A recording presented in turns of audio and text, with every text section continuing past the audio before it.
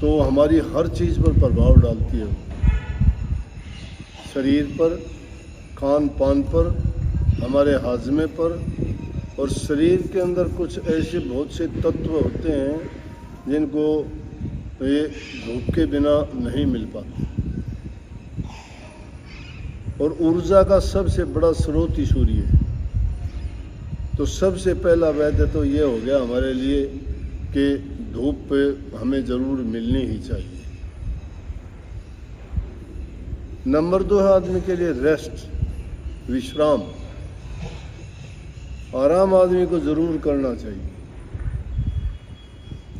हम कई बार क्या करते हैं कि बिना काम के भी अपने आप को व्यस्त रखते हैं। जिन बातों से कोई मतलब नहीं उन बातों में पड़ के टाइम की बर्बादी भी, और अपने विचार और ख्यालात में भी बिना बात की बात भर लेते हैं। तो उससे अच्छा महात्मा लोग जो कहते हैं ना एकांतवास, एकांतवास में भी महात्मा लोग तो प्रभु के नाम का सिमरण करते हैं। लेकिन अगर वो ना भी कर पाओ तो कोई बात नहीं, कुछ समय के लिए आदमी ने टाइम निकाल के और विश्राम जरूर करना चाहिए। नंबर 3 है अपने खान पान पर नज़र रखना। उसमें क्या कि खाने पीने में फ्रूट्स और सब्जियों को ज़्यादा प्रयोग करो। घी, दूध, मिठाई या जितनी भी चीज़ हम किसी चीज़ को बिगाड़ के बना के खाते हैं ना, वो चीज़ें हमें ज़्यादा फ़ायदा नहीं देती। प्रकृति ने जिस रूप में हमें उन चीज़ों को दिया है उस रूप में उनका प्रयोग करेंगे तो हमारे शरीर पर कोई विपरीत प्रभाव कभी नहीं आएगा। जैसे गन्ना है, उसका रस निकाल के गुड़ बनाया, चीनी बनाई और उससे मिठाइयों में भी और डालने के लिए उसकी फिर दोबारा से चाशनी बनाई। इतना प्रोसेस होने के बाद में समझो वो चीज़ जहर हो गई। नेचुरल रूप में जब वो गन्ना था उसका जूस सबसे अच्छा था। जिसको बीमारी नहीं है, शुगर नहीं है, अगर वो उसको लेता तो उसके लिए हर प्रकार के पेट की बहुत सी बीमारियों का इलाज वो कर देता। लेकिन उसका क्या गन्ने को उसका रस पकाया गया, पकाने के बाद में थोड़ा उसका पानी जाने के बाद में गुड़ बना, गुड़ से उसकी चीनी बनी, चीनी के बाद में हमने और भी उसको कर दिया कि दोबारा से उसको फिर कोई मिठाई बनाने के लिए चाशनी बनाई, चाशनी में वो मिलाई, फिर खाई तो समझो जहर बना के खा लिया, शरीर पर उल्टा असर होगा। सब्जियां हैं, सब्जी, कच्ची सब्जी खाने के साथ में अगर एक रोटी खाते हो तो एक फुल प्लेट कच्ची सब्जियों की खाओ। ये पेट के रोग, बीमारी, चर्म रोग, ये जो खून के जितने भी विकार हैं, किडनी की बीमारियां हैं, हार्ट की हैं, फेफड़ों की हैं, सांस की है, दमे की है, जगह जगह दर्द की करते हो, वो चीज़ें नहीं होंगी। ये चीज़ें क्यों होती हैं? जब कोई उलट पुलट चीज़ शरीर के अंदर जाएगी तो उसमें वो अपना जो सब्जी में, अनाज में या फल में कोई भी ख़राब चीज़ है वो अंदर जाके खराबी करेगी। वो खाना भी टाइम का होना चाहिए। ये उस बात के लिए कह रहा हूँ कि आदमी का खाना पवित्र होना चाहिए। खाने से ही आदमी के विचार बनते हैं। अगर खाना शुभ नहीं है, अनाप शनाप खा के पेट में भर लेते हैं कुछ का कुछ, जो आगे आता है मन करता है जीभ के स्वाद के बस, इंद्रियों के रस के बस होके, और उन चीज़ों का हम अपने अंदर डालते रहते हैं। जिस प्रकार से कि कचरा डालते हैं ना किसी चीज़ में, और थोड़ी देर के बाद में देखोगे उसमें बदबू उठती है, तो हमारे शरीर के अंदर भी वो कचरा ही भर दिया। 5वीं चीज़ है कि आदमी वक्त की कदर करे, वक्त पे हर काम करो। वक्त के अगर उल्ट पलट करोगे ना तो उसका विपरीत असर होगा। रात के टाइम तो 1-1, 2-2, 3-3 बजे तक जागते हो, सुबह के टाइम पर तुम देर से 12-12, 1-1 बजे उठते हो। परमात्मा ने रात इसीलिए बनाई थी कि दिन के टाइम में काम करने से जो शरीर में थकान होगी, नुकसान होगा, या इसकी शरीर के अंग काम करेंगे, उनको प्रॉपर विश्राम मिले खाना पीना हजम होने के लिए शरीर के जितने भी अंग हैं उनको रेस्ट करने का समय मिले। जिस प्रकार से किसी मशीन को रोकने के बाद में फिर काम करते हैं, तो शरीर के उन अंगों को भी रोकने की ज़रूरत है, उनको आराम की भी ज़रूरत है।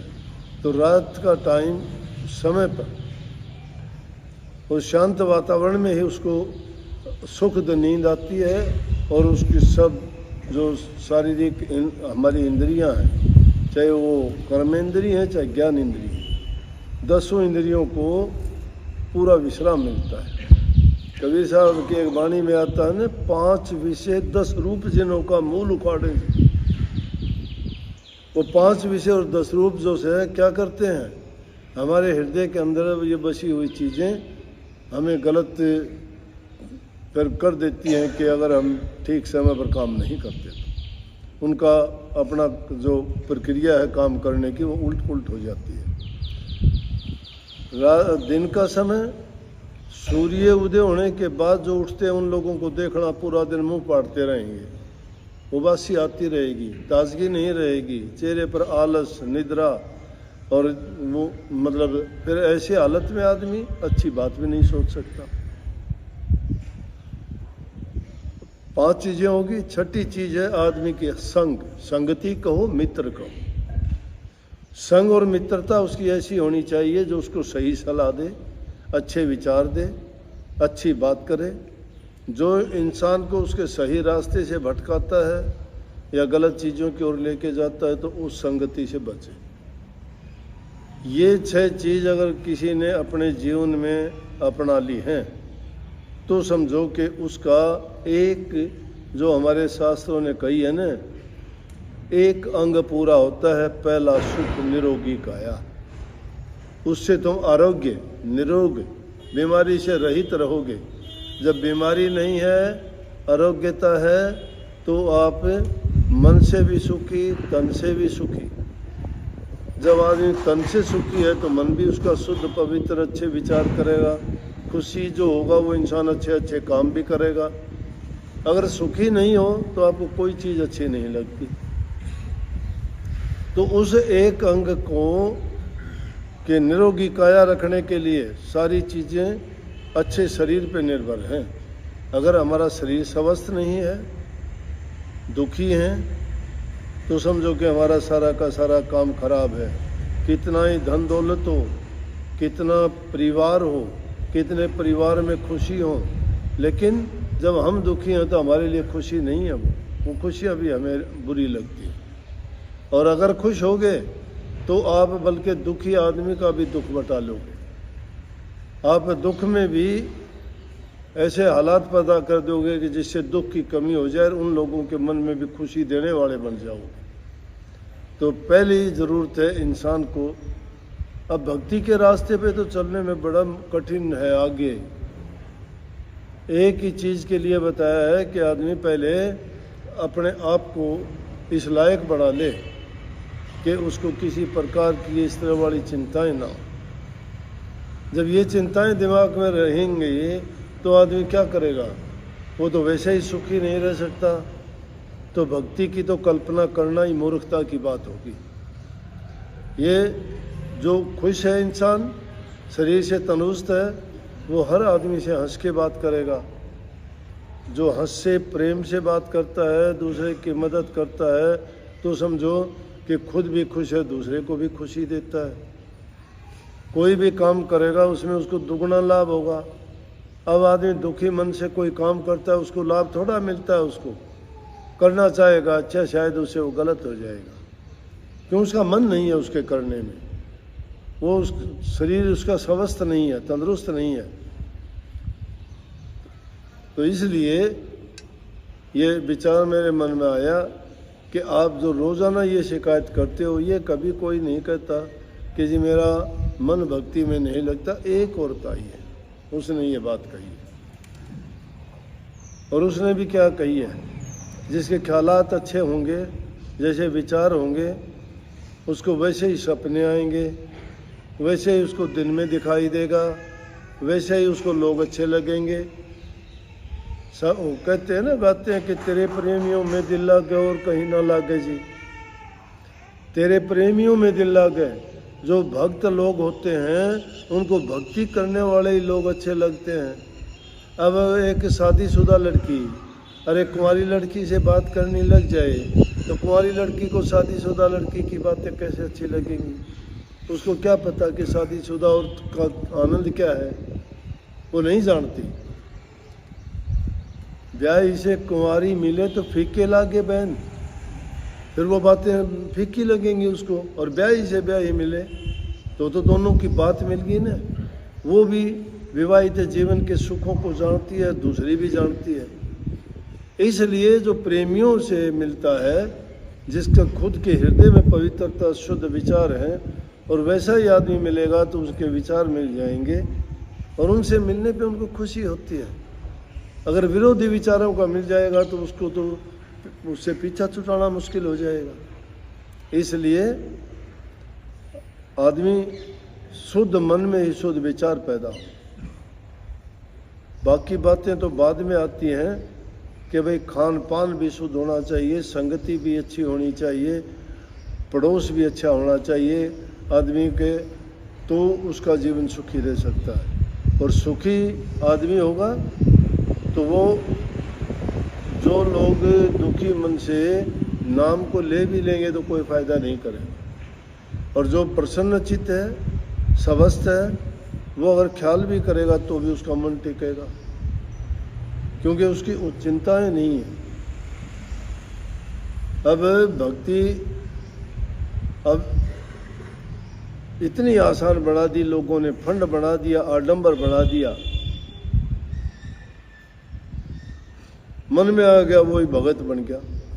कोई गंडे तबीज देता है, कोई दवाइयाँ देता है, कोई शाना बनता है, कोई भूत प्रेत के इलाज करता है, कोई हाथ पांव मरोड़ के इलाज कर देता है, कोई झाड़े लगा के इलाज कर देता है। लाखों के कुछ लेना नहीं देना नहीं, और बेवकूफ़ दुनिया जाके, क्योंकि उनको तो तकलीफ है, जाके बैठ जाते हैं और वो उन्होंने इलाज भी कर दिया। क्या लाइसेंस है उनके पास? कोई कुछ बका देता है, वही करते हो। कर्म कांडी बना दिया आपको, कर्म कांड में उलझा दिया, फंसा दिया। डरते हो अपने कर्मों से, कर्म करके कर्म कांडी कैसे बन गए कि पाखंड रूपी जो कर्म बताए गए उनमें उलझ के फंस के हम जो उल्टे सीधे कामों में लग गए। किसी को कहते हैं कि तू ये कर दे तेरा वो हो जाएगा, किसी को कहते हैं मुर्गा मरवा दे, कोई बकरा मरवा दे, कोई किसी के घर में आग लगवा दो, किसी के बच्चे की बलि चढ़वा दो। ये क्या फंड है? बताने वाले परमात्मा ने उनकी दुकान खुलवाई, उनके दफ्तर खुलवाए क्या? परमात्मा को मानते नहीं, किसको परमात्मा मानते हो? अच्छे जो चीज़ का तो स्मरण करने से भी इंसान के शुद्धता, पवित्रता और अच्छे ख्यालात होते हैं।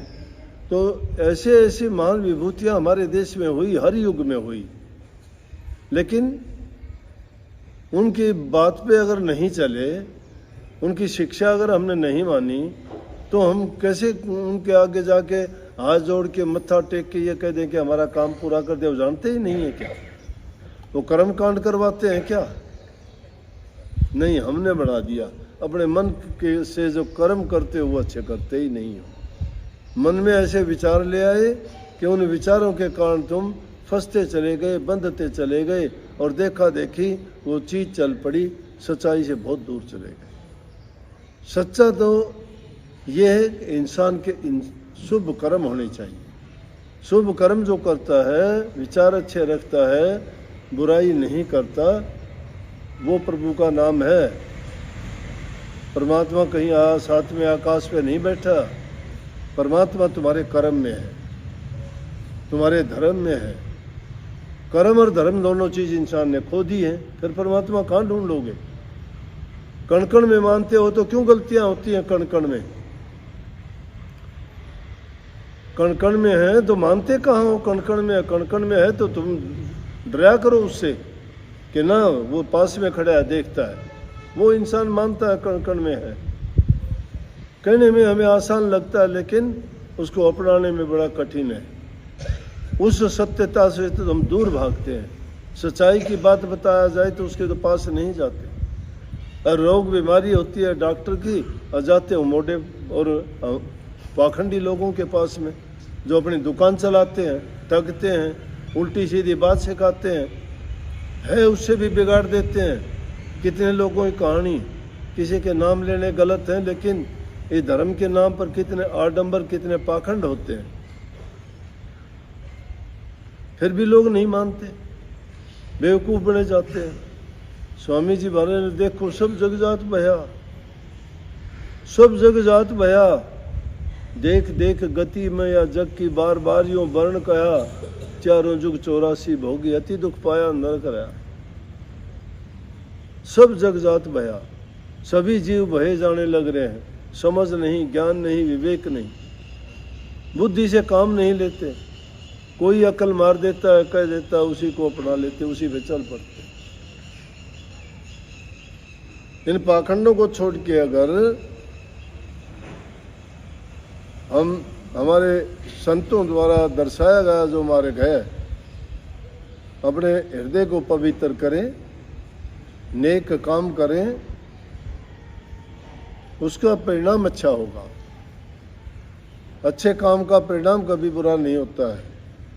तब कहीं जाके भक्ति का रास्ता तो अलग है।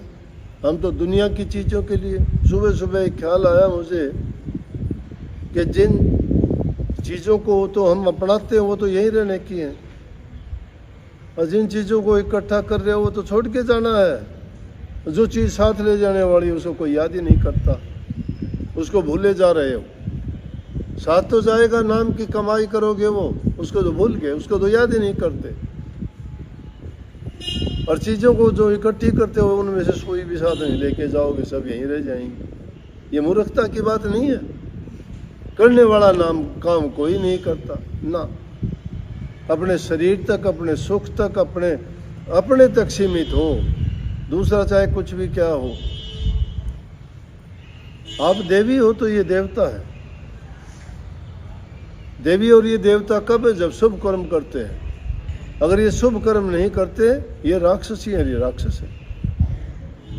जब राक्षसों वाले काम करोगे, भले काम हुए, चोला इंसान का मिल गया, मान के सीधे री, और कर्म करो पशु के, तो कौन सी अच्छी बात है।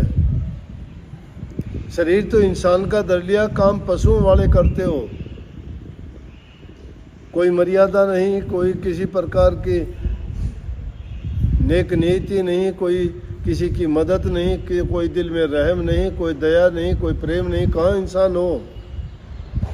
इंसान इंसानियत को भूल चुका है।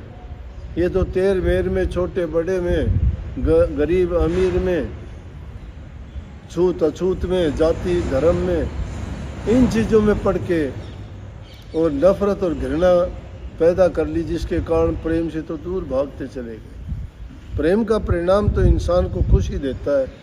देखो, प्रेम करने वालों के चेहरे खिले रहते हैं, और नफरत करने वालों के बुझे बुझे रहते हैं। प्रेम करने से तो आदमी को टाइम पे रोटी ना मिले, खाना ना मिले, तो भी उसको संतोष होता है, फिर भी चेहरे पर उसकी चमक होगी। और अगर किसी के दिल में ईर्ष्या द्वेष है, तो वो तो जहाँ कहीं भी, खुशी के टाइम में भी उसका चेहरा बुझा हुआ देखोगे। इसलिए अपने हृदय के अंदर प्रेम पैदा करो, प्रेम दो दूसरों को, और प्रेम के ही मार्ग पे चलो। जो प्रेम करता है वही लोग भक्ति कर सकता है, नहीं भक्ति के काबिल नहीं। राधा स्वामी।